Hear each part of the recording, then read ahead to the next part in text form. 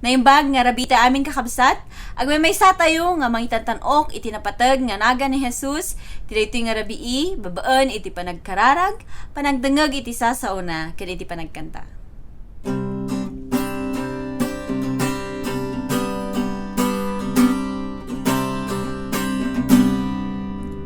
Nagan mo, Jesus, nagtanong, naidayawan na ka. Tronom na santuan, nadayag, sikala, diag turay. Tronom na santuan, nadayag, sikala, diag turay. Nakay amin na nasubot ken pinili ti Dios, sangwaran na hintay ipukaw ni Jesus, tiag turay. Sangwaran na hintay ipukaw ni Jesus, tiag turay. Amin tay matatatao ken parswa tuy daga, agmay sa tay mangikanta, Jesus ag turay ita. Agmay sa tay mangikanta, Jesus ag turay ita. Jesus ag turay ita. Pero Diyos, maray tayo ka kan may tatanong, itinapatag nga nagan mo.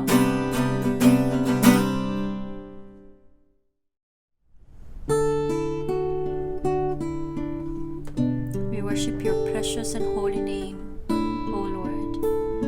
Hallowed be thy name. Hallowed be thy name. Jehovah God, you reign, and you will never change, O Lord. Forever you're the same. Jehovah Jireh, you supply my every need. Jehovah Rapha, perfect health you give to me. Jehovah Shalom, you're the one who gives me peace. Jehovah Rohi, my faithful shepherd leading me. Hallowed be thy name. Jehovah God, you reign, for you will never change, O Lord. Forever you're the same. Jehovah Makadesh, you're the one who makes me clean.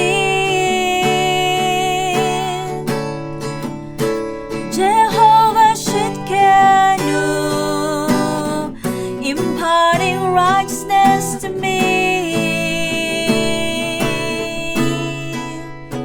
Jehovah Nissi, Lord, you reign in victory. Jehovah Shammah, you are always there for me. Oh, hallowed be thy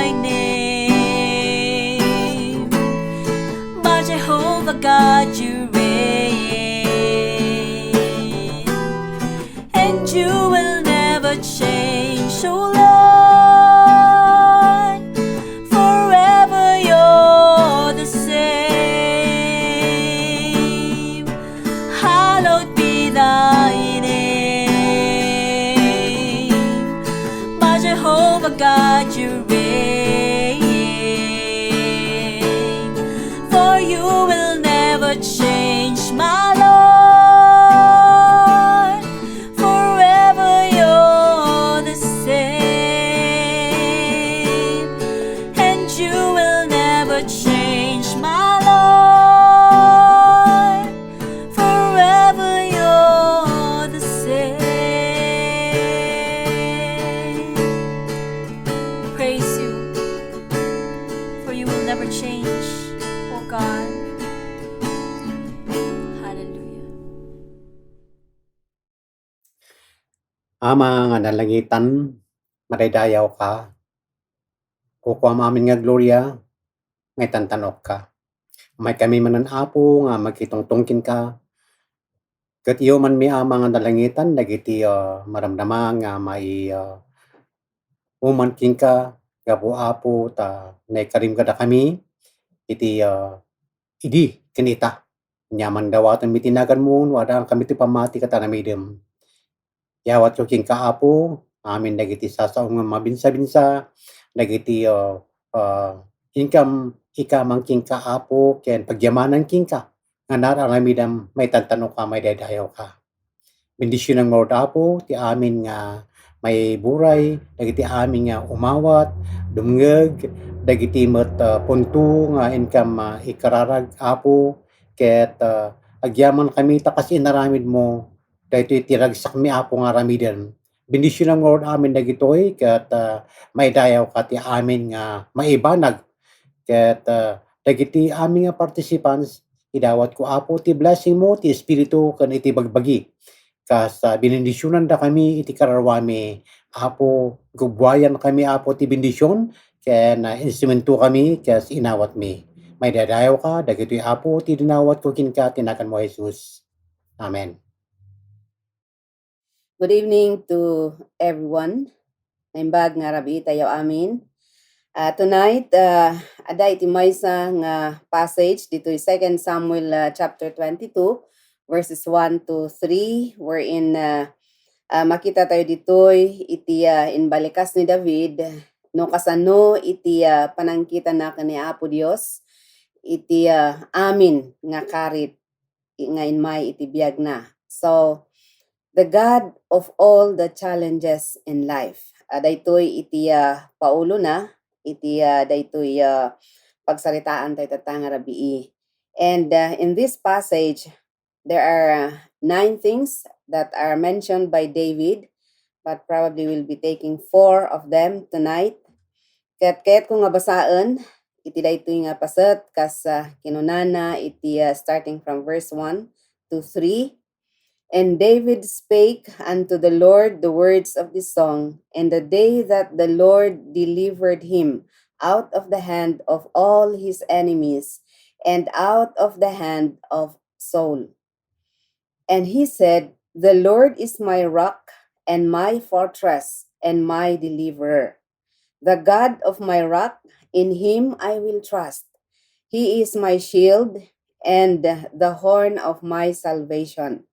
My high tower and my refuge, my Savior, thou savest me from violence.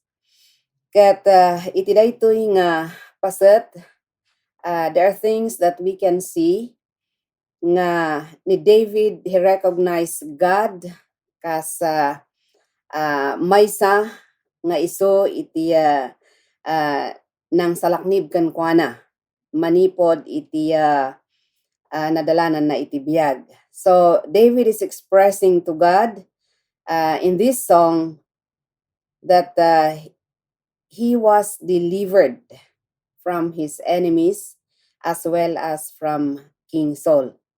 Kat daytoy nga panang bigbig ni David iti kinaimbag ni Apo Dios, umuna-unay, he recognized God as his rock. Kunana, the Lord is my rock. Ket iti rock maysa nga i-symbolize na iti napigsa nga foundation no natibker nga pundasyon. And maysa pay mabalin na ita iti rock representing the right or correct foundation. It's not only strong, but it's the right or correct foundation and not easily broken or defeated. May sapay nga iparangarang na daytoy rock ket iso iti mga iparparangarang iti foundation that will never change. Oray no agbalbaliw dagiti amin iti daytoy nga lubong ngem daytoy nga fondasyon nga ni Apo Dios ket saan nga agbaliw. So maysa nga maibagana pay may papan iti rock kas naaramat ditoy sa uti Apo ket it's a safe refuge and security. David recognized and acknowledged the Lord as his rock. Gapo ta amuna, he knew very well that in the hard battles he faced, God was his strong foundation that kept him stood still. He knew very well that God was always there for him to make him strong when he becomes weak, that God was there to hold him tight so that he will not stumble. There was a time in David's life that he escaped from Saul and dwelt among the crags and mountain of Judea. Saul wanted to kill him because he was jealous to him. While he was living in that place, hiding from Saul, he compared God to such a place of concealment and security. So nga ko na nga, the Lord is my rock. Like David, let it be that our foundation also is the rock, who is Jesus. Nothing can defeat us or topple us down in our faith if it's laid on the right foundation, who is Jesus. We can go through the highest signal of a storm of life if our foundation is the Lord Jesus Christ. Let's not build our foundation on things that will change, on things that will be destroyed, or on things that will end, but on the Lord Jesus Christ. Not on positions, not on wealth, not on money, not on business, intelligence, and others, because all of this will end. But Jesus, if we will make him as our foundation, he will never end. Let's join David in declaring that the Lord is our rock by which our faith was founded. Jesus is the rock. With this pandemic and quarantine going on in our country, they should be looked upon as challenges to check our spiritual standing and strength before God. May kadwa nga malagip tayo, wano makita tayo iti daytoy nga kanta ni David kat inbalikas na nga kunana, the Lord is my fortress. Anya itiket na nga sa one iti fortress. Iti English kasto iti balikas na, a structure or place from which one can resist attack. A fortification, a stronghold, a fortified place or secured place, and another one is a place of safety from the enemy. So David recognized God as his fortress because God was the one who protected him from his enemies. David had seen and experienced the goodness of God by being with him in all the battles he encountered in life. God was a stronghold and anchor that kept him secured and protected from the enemy. Talagang ani Apo Dios tinangaywan ken kuana manipod kadagiti kalaban na ken kastamot ken ni Saul nga mangkayat nga mangpatay ken kuana. So nga binigbig na nga kunanakat ni Apo Dios, iti Apo iso iti sariked ko. Anya iti isuro na kadatayo. Jesus is our fortress. If we abide in Him and follow all His instructions for us, then we can resist the attacks of the enemy because the promise of protection from God will be upon us. There is no better place for security than with the Lord. No better shelter in the time of storm than with Jesus. So nga napateg nga iti Apo ket iso iti sariked tayo, iso iti mangalad kada tayo, iso iti mangprotektar kada tayo, ken iso iti security tayo. Iti Apo. Kas ni David inbalikas na mamati akmet nga ura iti panahon tayo, kas jay matlaeng iti aramiden iti Apo kada tayo.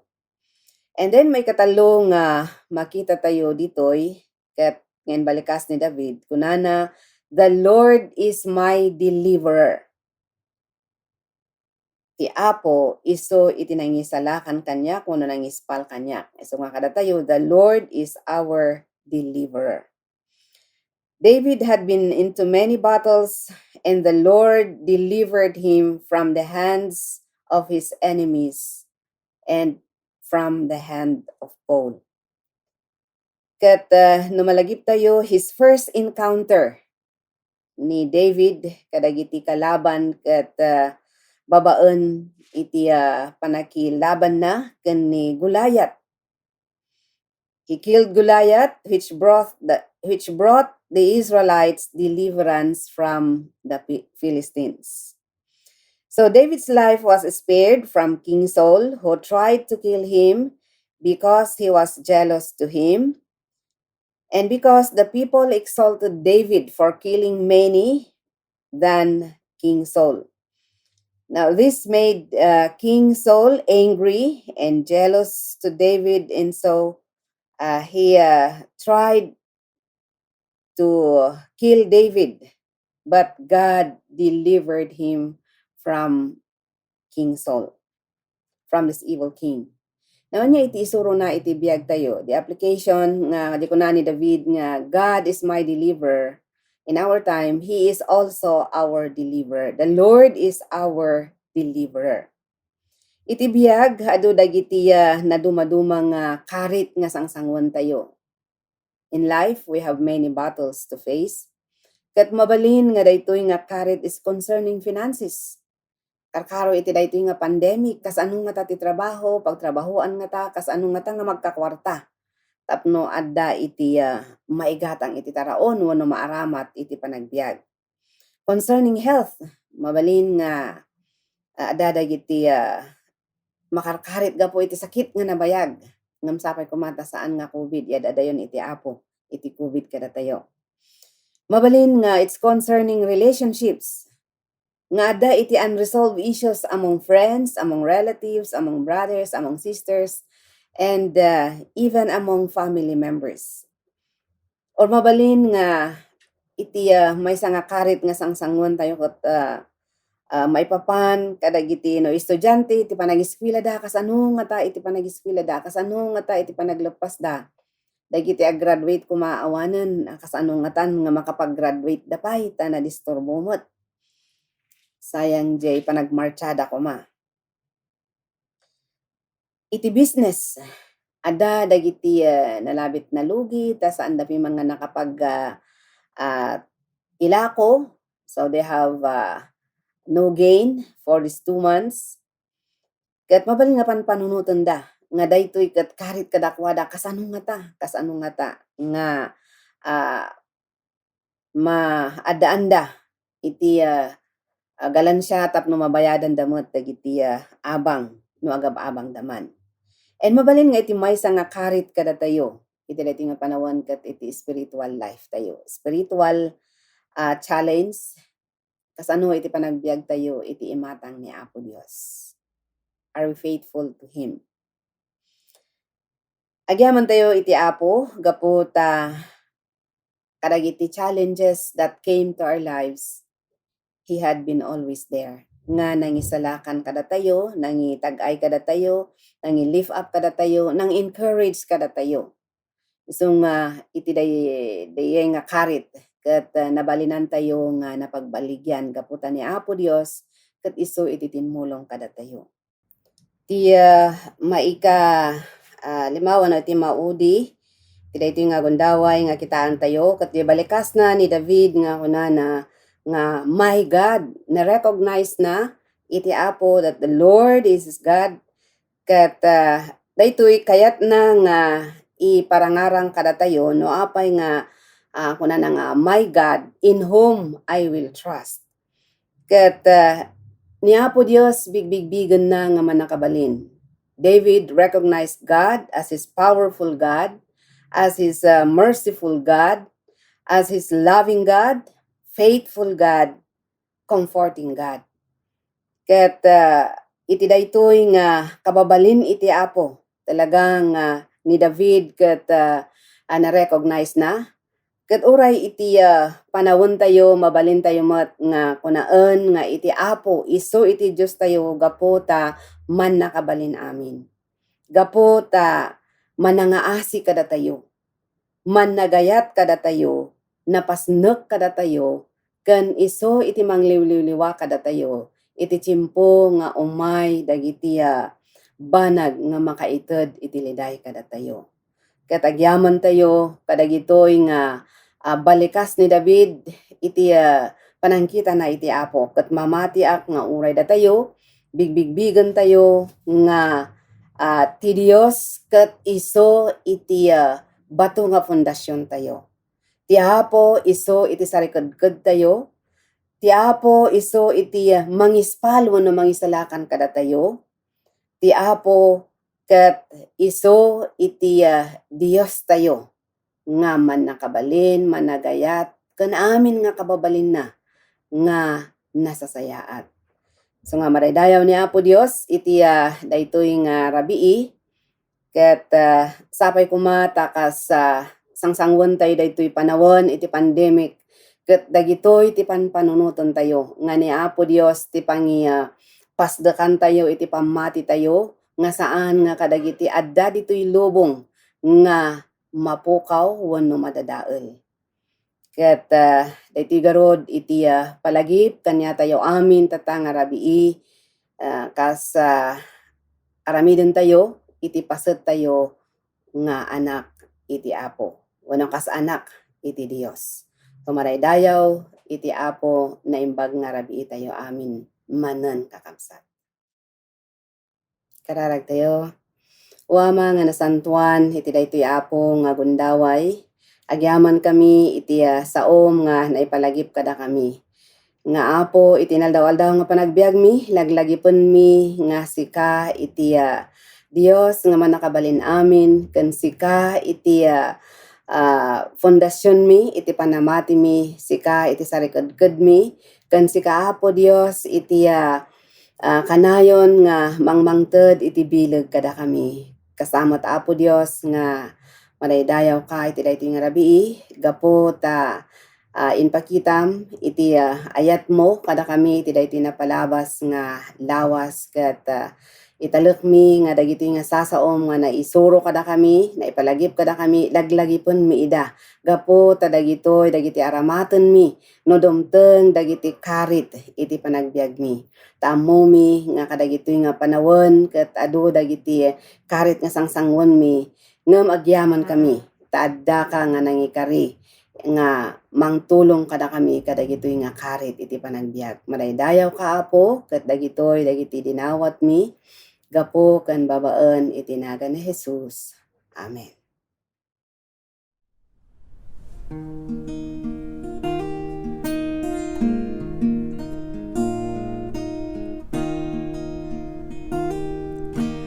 You are Lord of all creation, exalted high above the earth. I worship you in spirit and truth.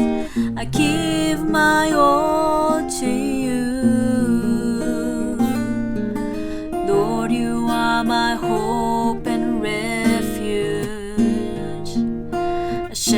near in time of need. The comfort and peace that the world cannot give, I can find in your holy place. As I come into your presence, let your love shone on the cross embrace me. As I lift my voice and praise, let your glory fill this place. As I come into your presence, let your love shone on the cross embrace me. As I lift my voice and praise, let your glory fill this place. Let your glory fill this place. Let your glory fill this place.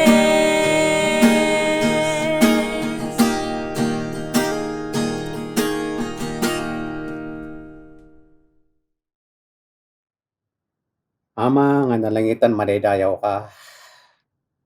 Madaydayaw ka, may tantanok ka. Agragsak kami Apo Dios ka sa mga imanbanag itinay bagam o Jesus nga nyaman dagiti inararamid mo ket aramiden mi met.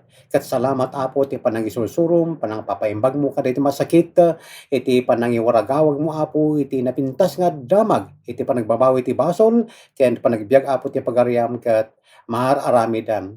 Tata Apo nga madama ang mga nalangitan agyaman kami ti panakaibanag na, ti panangsalakad mo, ti espiritu mi, ti bagbagi mi, ti kararwami. Kaya't mapagtalkan ka, Apo, nga mga ramid. Apo, badangan na kami nga agtulnuking ka. Bendisyon naman kaniman, Apo, dagiti aming frontliners spiritually, dagiti naduma-do mga churches, spiritual leaders, O God, key people in the churches, every child of yours, O God, interceding, O God, for our welfare, spiritually and physically. Nang runa Apo, ti epekto na rin nga pandemic, ang mga nalangitan na dati natayan, kaya't masapol dati liliwa, dagiti nabating ang pamilya, kaya't masapol nga isalak niban mi mat Apo, kan mapasardeng da ito'y, babagan ti panang ituloy mi nga panang aramid, kaditi pagalagadan nga nakita ti leaders mi Apo Dios tapno sa nga agwara siya to'y. Bendisyon naman iti dati panakaibanag na ti kalkalsada, kaditi opisina, kaditi working places Apo Dios, dagiti workers sa mga nalangitan, dagiti gadadal ang mga nalangitan, ken aming nga iti pamilya. So we pray that every spirit be humble to follow the protocol, O God, that this virus will not continue to spread, but it will stop because the lessons and the impact of it already has been done, and we thank you for allowing and for protecting tapno iti planong kat may banag. Dating our Apo, generally we commit to our spiritual leaders, our civil leaders in the government, in the churches, that all these detailed protocols in respective places in the municipalities, in every part in our country will be followed, and we be victorious emergingly in this pandemic. In Jesus' name, Amen. Kararag tayo. Diyos mi nga managparabor ken managayat, agyaman kami manen iti daytoy nga gundaway nga nagmemaysaan mi nga nang itag-ay ken nang daydayaw ken ka, ken kastamot nang ibabalaet ken nagkarkararag. Tuloy mo Apo nga bendisunan iti dagitoy nga inkarkararag mi ken dawat mi, tamamati kami Apo nga sika nga Dios nga namamwan mi nga managayat managparabor ken kastamot nga manang ipaay ti kasapulan ti tumunggal maysa, kinanayon ka nga mangtartarabay kada kami. Tuloy mo garud Apo nga bendisunan dagitoy da nga karkararag mi ken ti panagbiag mi tapno indaldaw-aldaw ket sitadalos ken nakayayo iti panagbiag mi ti sangwanam. Iturong mo garud til aldaw mi tapno agtuloy Apo nga makaserbi kami ti dadduma ken kastamot nga mayam-ammo mi ti kinasasinom no naruna sika nga Dios nga manangisalakan. Dito garod iti pagyamanan ken dawat ken kararagmi, tinagan ti Ama, ti Anak, ken ti Espiritu Santo. Amen. Madaydayaw kuma ti Dios ang mga iwan kada kayo tapno saan kayo amatnag. Isumet ti manginatag kada kayo as idadalus ken siraragsak ti sangwanana. Iti maysa a Dios amang isalakan kada tayo babaen ken ni Apo tayo Jesucristo. Maited kuma ti dayag tan-ok panakabalin ken turay manipod idi ugma ita ken iti agnanayon. Amen. Naimbag nga rabi tayo amin kakapsat.